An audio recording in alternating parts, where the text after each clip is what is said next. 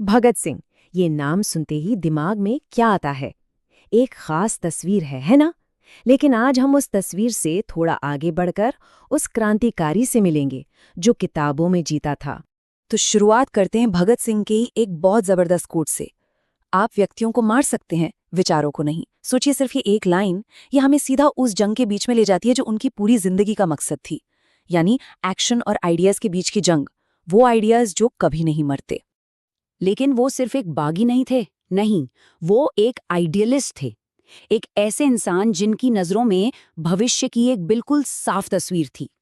उन्होंने कहा था, हम एक शानदार भविष्य का सपना देखते हैं जिसमें इंसान इंसान का शोषण कर ही ना पाए। और उनके लिए ना ये सिर्फ कोई सपना नहीं था, बल्कि एक ऐसी हकीकत थी जो होकर रहेगी।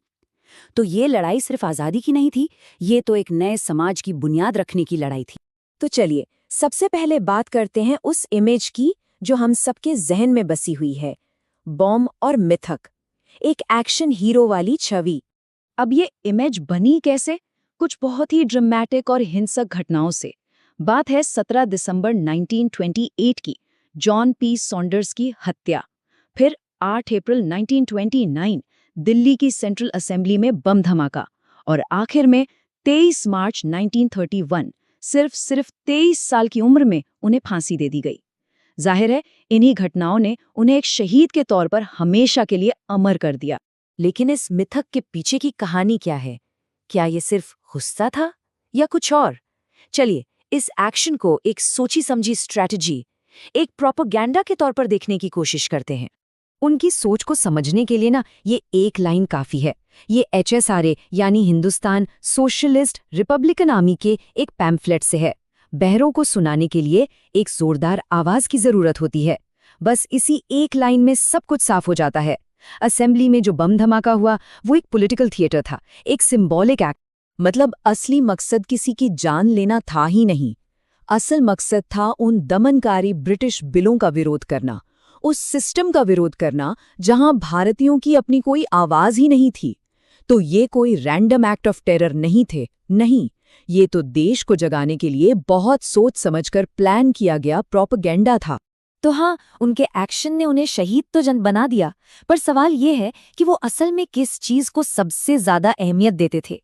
और यही सवाल हमें एक्शन हीरो से आइडियाज के हीरो की तरफ ले जाता है। तो चलिए, अब जंग के मैदान से हटकर सीधा चलते हैं जेल की कोठरी में और भगत सिंह के एक बिल्कुल अलग पहलू को जानते हैं। ये है एक क्रांतिकारी की रीडिंग लिस्ट, उनका एक अलग ही किस्म का शस्त्रागार। जरा जून 1929 की उनकी भूख हड़ताल की मांगों पर नजर डालते हैं। हाँ, बेहतर खाना, यूरोपियन कैदियों जैसा बर्ताव, ये सब मांगी तो थी ही, लेकिन इन सब के बीच जरा गौर कीजिए उन्होंने क्या मांगा। उन्होंने मांग की कि प्रतिबंधित किताबों को छोड़कर बाकी सारी किताबें और लिखने का सामान बिना किसी रोक टोक के हमें मिलना चाहिए। और ये भी कि हर पॉलिटिकल प्रिजनर को कम से कम एक अखबार रोज मिलना चाहिए। ये कमाल की बात है। मतलब मौत सामने खड़ी है और उस वक्त भी किताबों और अखबारों तक पहुंच उनके लिए बुनियादी इंसानी हक जितनी ही जरूरी थी। तो सवाल उठता है, क्या वो कोई ओरिजिनल थिंकर थे जो नए नए सिद्धांत गढ़ रहे थे? स्कॉलर जे डैनियल एलम कहते हैं कि हकीकत थोड़ी अलग है। देखिए, मिथ तो यही है कि वो एक महान राजनीतिक विचारक थे, लेकिन असलियत ये है कि वो एक साधारण पढ़ने वाले थे जो दूसरों के आइडियाज़ को इकट्ठा कर रहे थे, उन्हें समझ रहे थे, उनसे जुड़ रहे थे। उनकी असली रैडिकल सोच उनके लिखने में नहीं, बल्कि उनके पढ़ने की आदत में थी। और उनकी इस पढ़ने की आदत को समझने के लिए ना कॉमन प्लेस बुक का कॉन्सेप्ट समझना जरूरी है। ये होती क्या है? ये एक तरह की पर्सनल डायरी होती है जिसमें कोई भी पढ़ने वाला जरूरी कोट्स, नोट्स और आइडियाज जमा करता है। इसका मकसद कोई नई थ्योरी बनाना नहीं है, बल्कि खुद को बेहतर बनाने का एक प्रोजेक्ट है। और उनकी जो मशहूर जेल नोटबुक है ना, उसका ज्यादातर हिस्सा अपटन सिंक्लेयर की एक किताब द क्राई फॉर जस्टिस के नोट्स से भरा हुआ था। मजे की बात यह है कि यह किताब खुद दुनिया भर के लेफ्टिस्ट विचारों का एक कलेक्शन थी। इससे क्या पता चलता है? यही कि भगत सिंह रेवोल्यूशनरी आइडियाज की एक ग्लोबल कॉन्वर्सेशन का हिस्सा थे और वो चाहते थे कि बाकी लोग भी ठीक ऐसा ही करें। उन्होंने खुद लिखा था, प्लीज इसे आंखें बंद करके फॉलो करने के लिए मत पढ़ना, इसे पढ़ो, इसकी आलोचना करो, इस पर सोचो और इसकी मदद से अपने खुद के विचार बनाने की कोशिश करो। मतलब उनके लिए पढ़ना कोई पैसिव काम नहीं था, ये एक एक्टिव क्रिटिकल प्रोसेस था, क्रांति के लिए जरूर।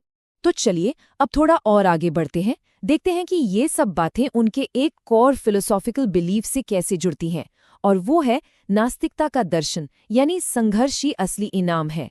ये जो आप देख रहे हैं, ये उनके बहुत मशहूर निबंध मैं नास्तिक क्यों हूं का एक पन्ना है। उन्होंने इसे जेल में लिखा था। ये दस्तावेज हमें सीधा उस इंसान और उसके दिमाग के और करीब ले आता है। और इसी निबंध में हमें वो जबरदस्त लाइन मिलती है, संघर्ष से भरी एक छोटी सी जिंदगी जिसका कोई शानदार अंत न भी हो, वो अपने आप में ही इनाम होगी।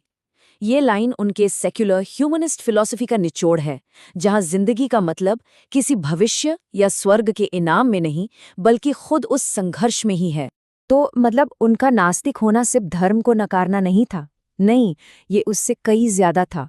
ये इस दुनिया के लिए, इंसानों के लिए एक कमिटमेंट था, एक बेहतर आज के लिए लड़ने के सिवा और किसी भी इनाम को ठुकरा देने का कमिटमेंट। अब आते हैं उस मशहूर वैचारिक टकराव पर जिसने भारत की आज़ादी के रास्ते की बहस को हमेशा के लिए बदल दिया, यानी गांधी और एक विवादित विरासत, बम का पंथ बनाम बम का दर्शन। ये स्लाइड दोनों तरफ की दलीलों को बिल्कुल आमने सामने रखती है। एक तरफ थे महात्मा गांधी, जिन्होंने क्रांतिकारियों के तरीकों को the cult of the bomb यानी बम का पंथ कहा। उनका मानना था कि हिंसा आम लोगों की मर्जी के खिलाफ है और ये कायरों का काम है। वहीं दूसरी तरफ HSIR ने जवाब दिया the philosophy of the bomb यानी बम का दर्शन के साथ। उनका कहना था कि हिंसक तरीके अहिंसक तरीकों को पूरा करते हैं और ये शासक वर्ग की अकड़ को तोड़ते हैं। तो ये तरीकों को लेकर एक बुनियादी मतभेद था। लेकिन हाँ, इतने बड़े वैचारिक मतभेद के बावजूद ये जानना भी बहुत जरूरी है कि गांधी जी ने वाइसरॉय इरविन से भगत सिंह और उनके साथियों की मौत की सजा को बदलने की पूरी कोशिश की थी। लेकिन आखिरकार 23 मार्च 1931 को उन्हें फांसी दे दी गई। ये उनकी जिंदगी का तो अंत था, पर उनकी जबरदस्त विरासत की शुरुआत थी। उनकी शहादत के बाद उनका नाम पूरे भारत में गांधी जी जितना ही मशहूर हो गया, और इसने एक बहुत ही शक्तिशाली और कभी न मिटने वाली विरासत को जन्म दिया। तो आज का सबसे बड़ा सवाल यही है, आज कौन सा भगत सिंह जिंदा है, बम वाला क्रांतिकारी या किताब वाला क्रांतिकारी? ये एक ऐसा सवाल है जो हमें उनके एक्शन से आगे जाकर उनके विचारों की गहराई में उतरने पर मजबूर करता है।